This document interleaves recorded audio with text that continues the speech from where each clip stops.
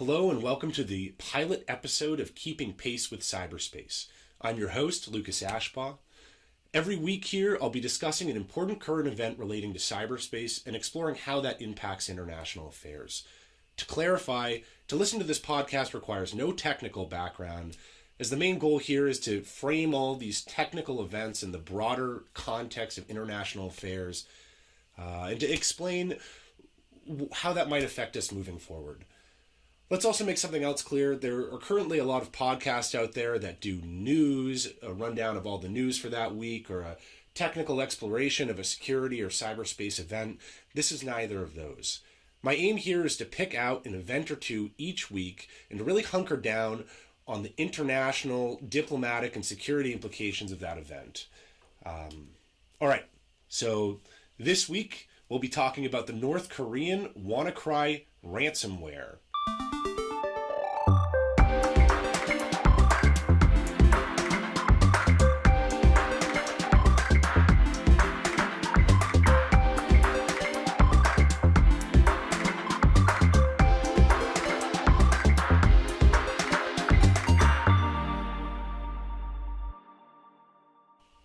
The WannaCry virus was one of many big topics this year, and it went through two bouts of news and media attention. Here's what happened. In May 2017, the WannaCry ransomware was released. To explain very briefly, ransomware is a strain of malware that encrypts files, rendering computers and data useless until the ransom part kicks in, where the victim of this attack pays up. With the WannaCry ransomware specifically, the request was $300 paid through Bitcoin. Originally, when this attack hit, it spread like wildfire.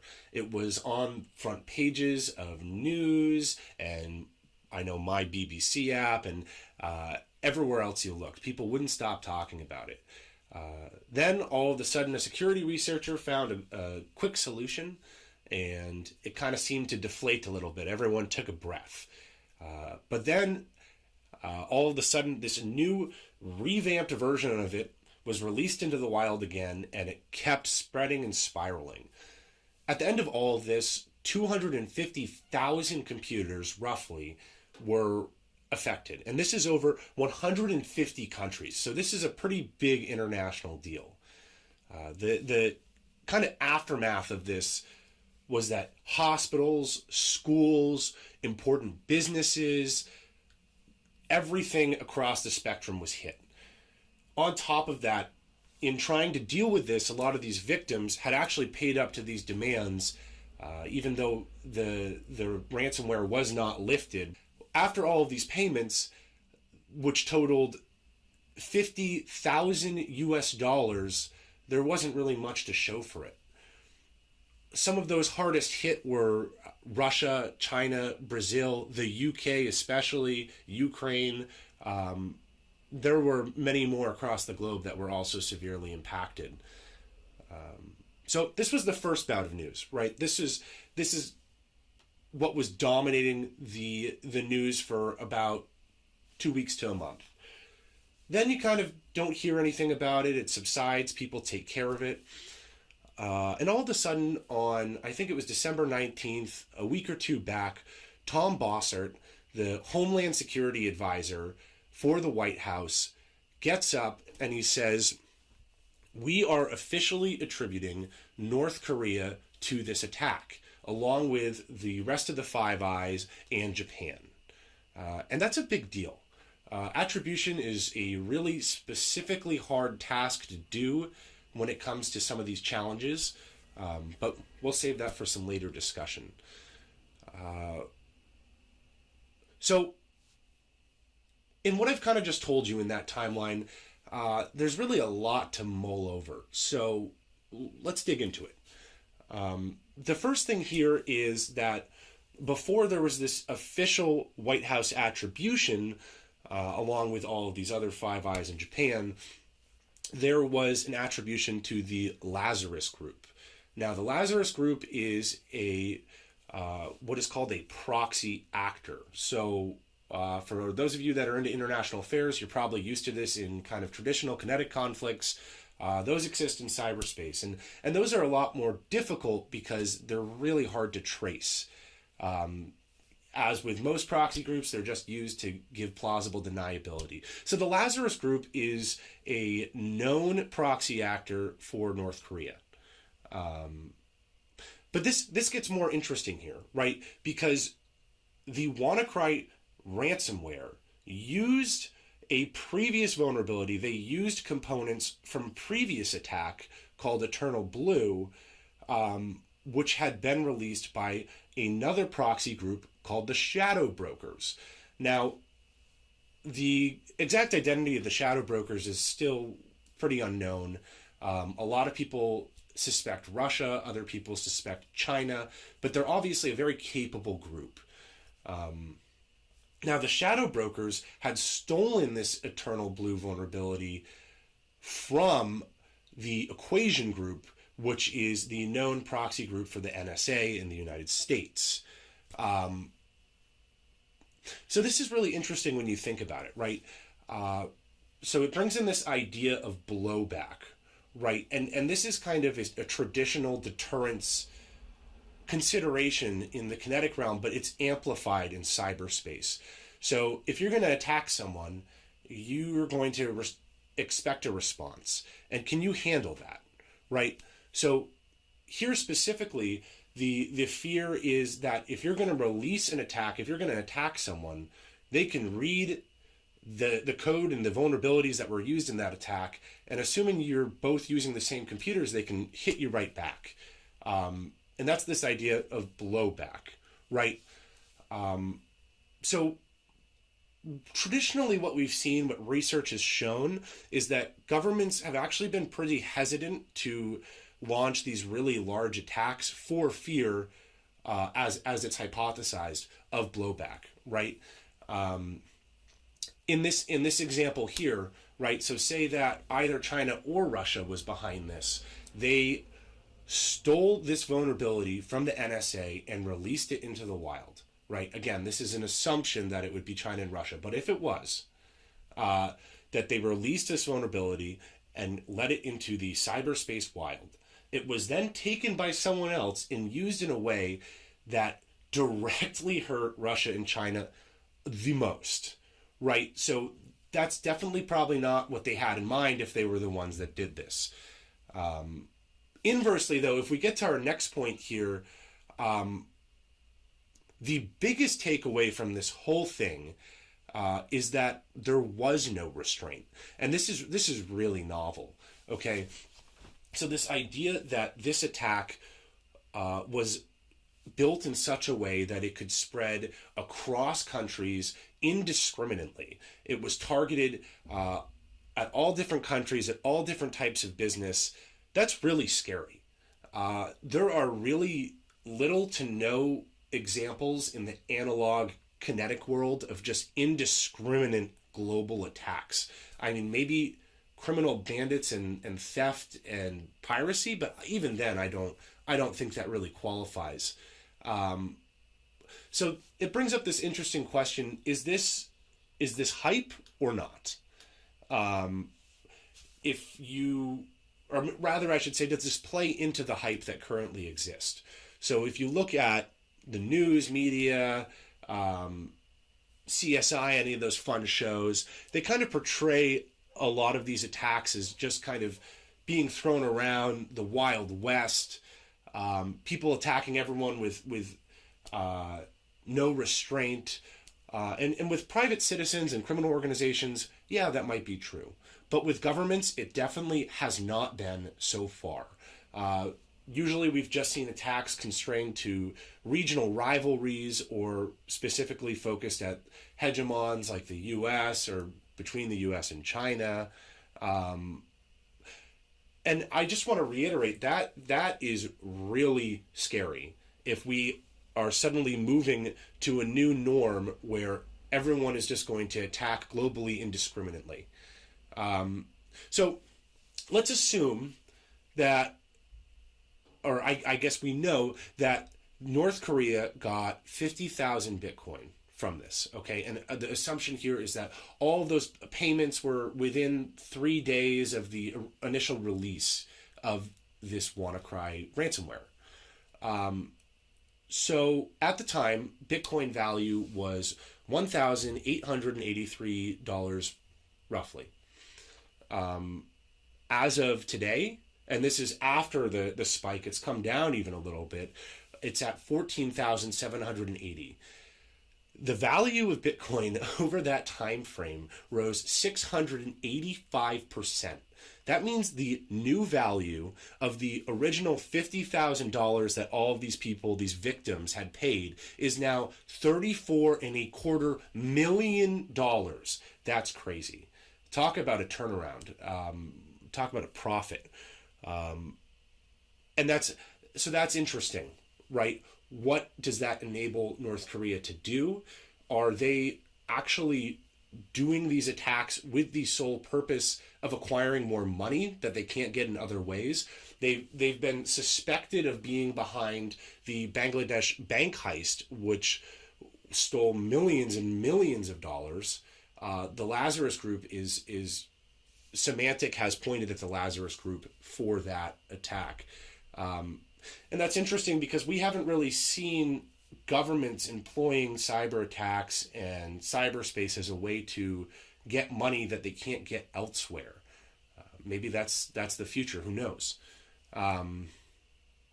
So, all right, let's back this up a little bit to a bigger spectrum. What are the takeaways here? When you are inevitably telling all of your friends how great my podcast is and why, even though they don't care about technology or are intimidated by it, or it's just not for them, why they should come listen and why this affects them, right? So, as I mentioned earlier, the first thing here is indiscriminate attacks. Is that the new norm?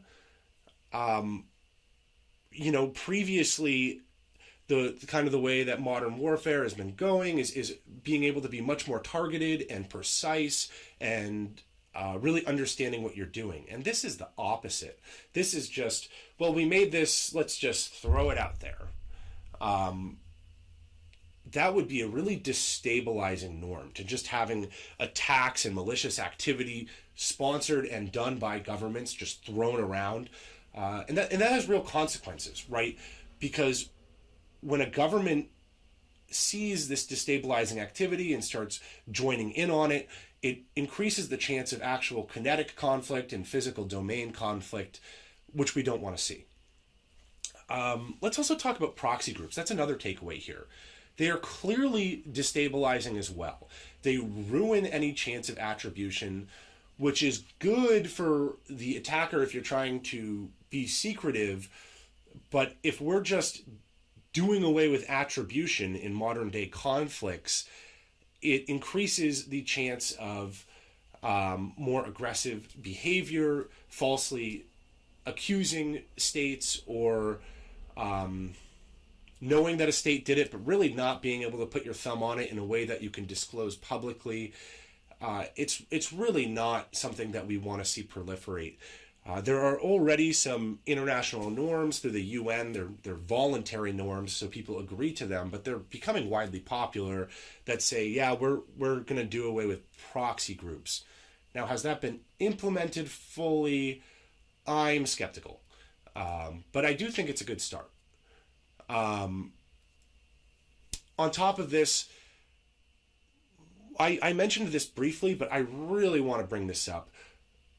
Especially in the UK, hospitals were targeted, and a lot of sick people or people that needed services were really hurt by that. Now, it is considered a war crime to attack medical facilities, right? You don't go after the Red Cross, you don't go after hospitals. That's not something you're supposed to do. Now, the NATO CCDCOE, their kind of center of excellence on cybersecurity and defense think tank there, has put out what they call the Tallinn Manual. And they specifically walk through a lot of what are the rules of engagement, and those only pertain during wartime. But if anything, that's more intense than not during wartime. And they're pretty strict about saying that The international group of experts that constructed that document, they say, yeah, you should not be going after hospitals, and you should make an effort not to be so indiscriminate. You can target, you can build these malicious tools in such a way that they stay away from important infrastructure like health systems, right? And a really interesting example that they bring up is if you are on a battlefield, so there's already some kinetic fighting going on as well, and you know that the enemy general has a Bluetooth enabled pacemaker. Is it okay to break into that using a wireless signal and disable that? So for lack of a better term, to hack into the pacemaker and render it useless, thus killing the enemy general. And there was some disagreement on that. But it really does show how some of these physical world examples get really murky here, right? A really big line that all experts say is that, well, we don't really know what a cyber attack is, but we reserve the right to call something a cyber attack when we decide it is one, right? So NATO does that, the US does that, a lot of other countries and governments, they exercise strategic ambiguity, right? And the one kind of agreed upon red line that everyone says that's going to be an attack that warrants a real shooting response is when someone dies. And so when you have here targeting of medical facilities, you're getting really close. That's uncomfortable. But let's talk about kind of that infrastructure more in general. It also speaks to our entire nation, all countries around the world are increasingly connected. It's this idea of critical infrastructure. Every government lists certain infrastructure that they deem absolutely crucial to everyday operations into their society. Health systems and financial systems are usually up there along with power and like electrical power and energy power, I should say, and governmental systems. So this really highlights this idea of critical infrastructure vulnerability. There is really strong efforts right now trying to crack down on critical infrastructure and build the capacity to withstand these attacks better. That's the end of the content of this initial pilot episode. I like to end each episode with what I call the Ashbaugh anecdote. I see a lot of other podcasts do something like this. I just drag in something that I think will be fun for me to talk about. Maybe you'll find interesting. Doesn't necessarily have to be related. This week, there's something that's really been kind of getting at me for a while. I read a lot of news and articles relating to this content. And something that I've started to realize is there's this one picture that keeps popping up. I don't remember the artist. But it's got kind of the Matrix style green binary ones and zeros flowing down the screen. And there's a silhouette of a hacker kind of sitting there at his computer being all intense. So I originally saw this picture. I wrote an op-ed on the WannaCry malware. I won't say almost a year ago. 8 months ago maybe. And North Korea was just being whispered about as possibly being involved, and the article kind of talked about the implications if that were the case. And anyways, on the blog of that regional newspaper, they used that picture. And even at that time, I said, I know that picture somewhere. And so I went back and I found it on, I think it was a Routers article.